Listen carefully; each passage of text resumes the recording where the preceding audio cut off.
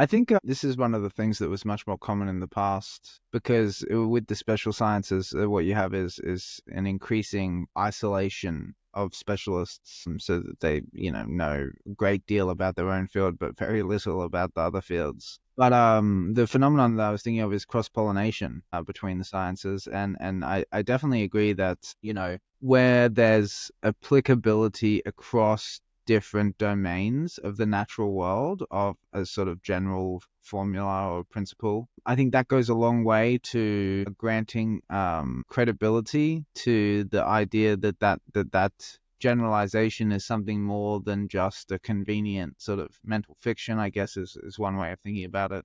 Because I guess it goes towards that intuition that, ultimately there is, an unus mundus, this that one world, and that everything coexists in the one world, somehow all fits together.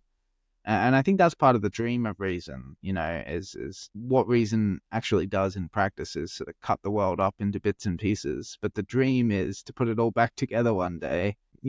Concomitant to that dream is the thought that, well, it all went together to begin with, So Yeah. obviously the kind of principles that are going to serve as sort of the guiding lights of a project of putting it back together are going to be principles that are applicable and fruitful across many different fields of scientific inquiry. Right.